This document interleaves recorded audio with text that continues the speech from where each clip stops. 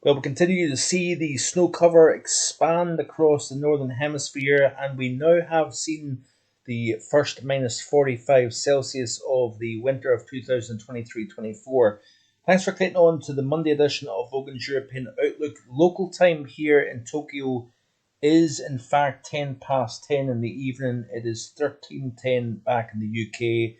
Hope everybody is safe and well. Are you seeing the effects of Storm Debbie where you are? We have seen 60 to 70 mile per hour winds locally across parts of the Republic of Ireland, Northern Ireland, Northern England, North Wales, and also across southwestern Scotland. So yeah, temperatures are now starting to turn colder as that snow cover expands across the northern hemisphere, and it'll be interesting to see how cold temperatures get in the coming weeks ahead. Also, another thing that I would point out in today's video is notice this tripole now starting to show up across the North Atlantic.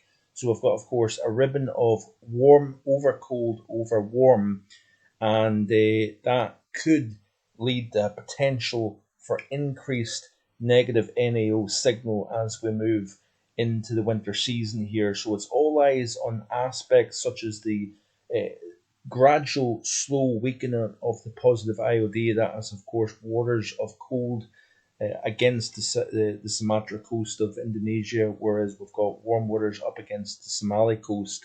We've got increasing cold waters, interesting enough, over the far west South Pacific, extending between Australia and Papua New Guinea.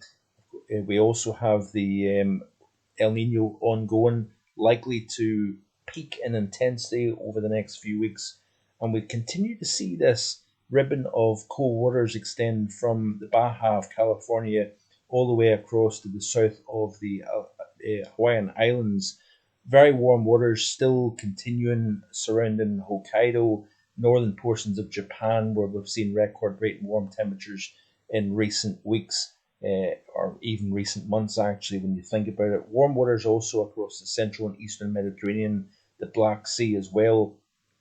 But it really has drawn my attention, this stormy weather that we've seen in recent weeks across the North Atlantic, extending into the UK and Ireland, has really started to see that upwelling taking place over the North Atlantic. And it will be interesting to see whether we see some sort of an atmospheric response as we go into the heart of winter itself.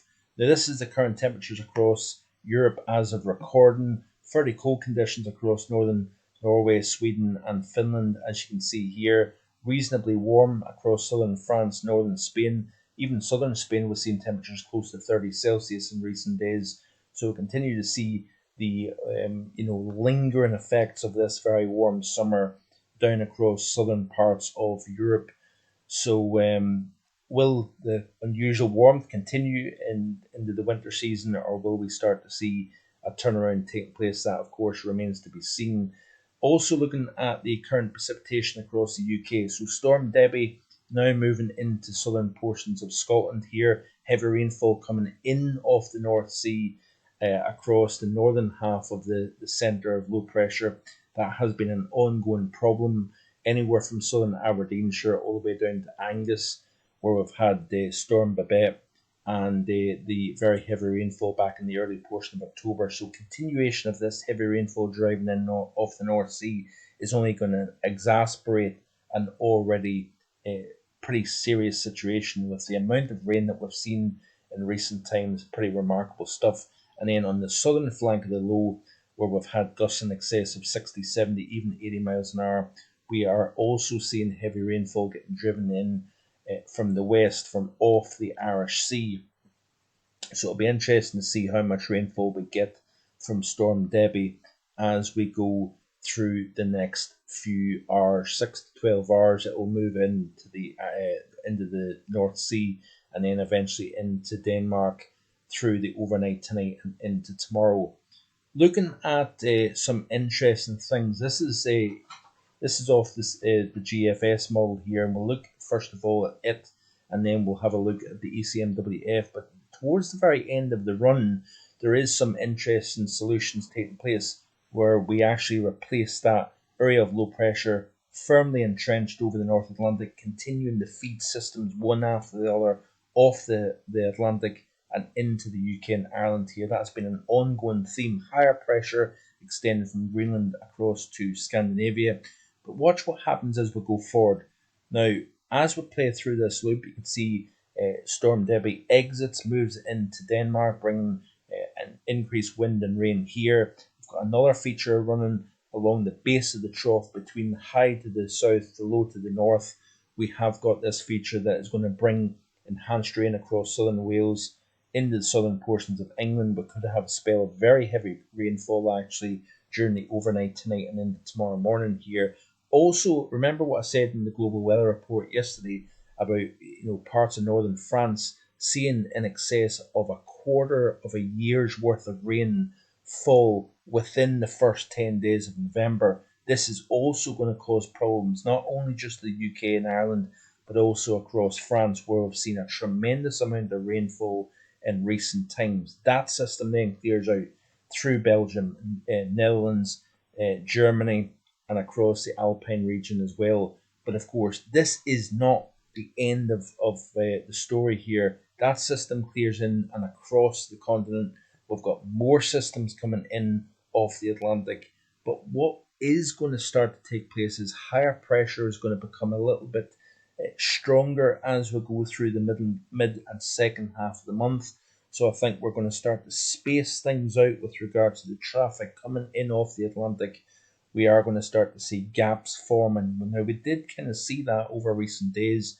Cold, sunny conditions by day, frost by night has been the story. Now, watch what happens as we move through to the end of the week. We've got another system moving in, sending this weather front, bringing increased wind and rain across the country here. And then as we go into the second half of the weekend and into early next week. Now, this is off one operational GFS run, so we'll have to take this somewhat with a pinch of salt. But watch what happens as we go into the final 10 days of November.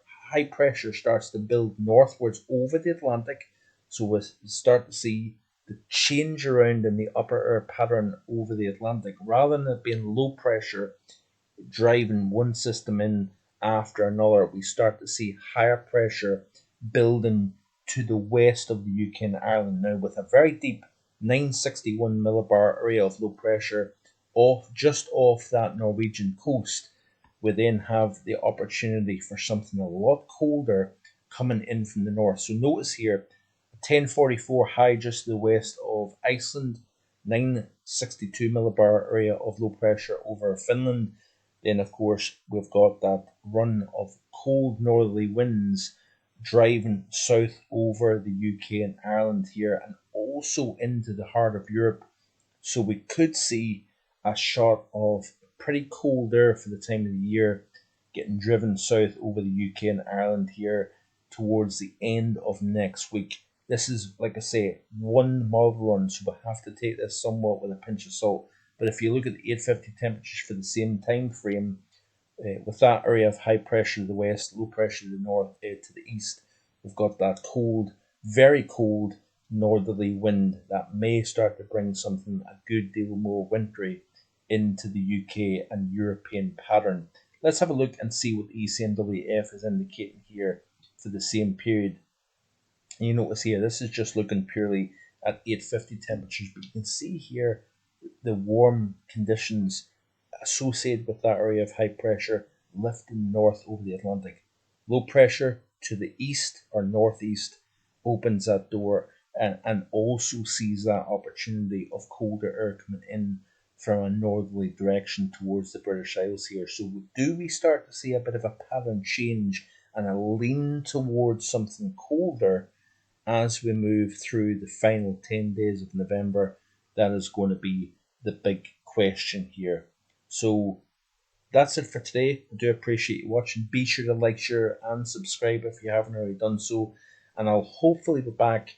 If not tomorrow, I will certainly be back again on Wednesday. I will be traveling all day on Thursday, so the chances are there will be no video on Thursday. And then it'll be business as usual towards the end of this upcoming work week here. So I will be home on Thursday, later Thursday, so there definitely won't be any video on Thursday.